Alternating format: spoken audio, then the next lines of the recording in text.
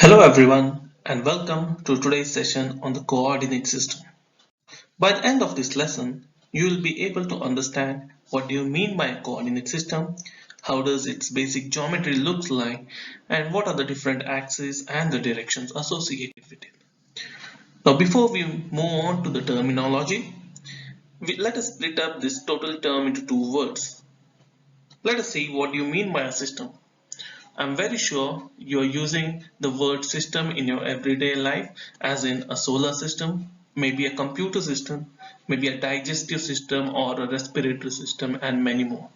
So system basically means there are a number of components which are interacting or interdependent on each other that forms a single whole.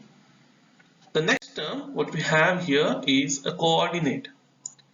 Now, if you have watched a lot of movies, or if you have used maps, or if you have done some treasure hunts, so you are aware of the word coordinate.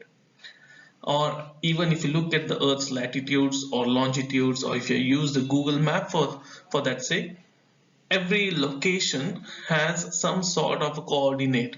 So a coordinate is simply some number. It represents the position of a point. Now, if you put both the words together, you form a coordinate system. So it's a system that uses one or more numbers, which we call it as a coordinate, to uniquely determine the position of points. Now, this can be done on a two-dimensional plane consisting of two axes, or it can also be in a 3D space consisting of three axes.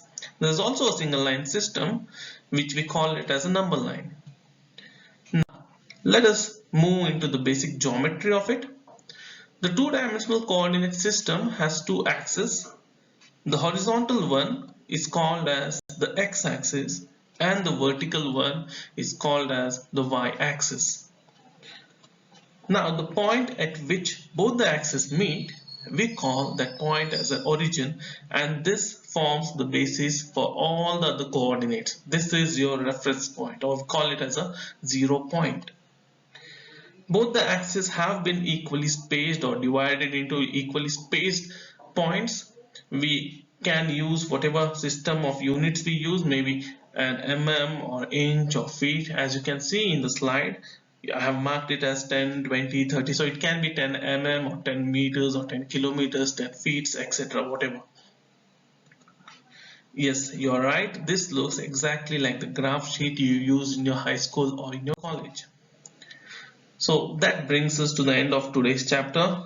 In the next chapter, we'll have a look at the types of coordinate systems. Thank you.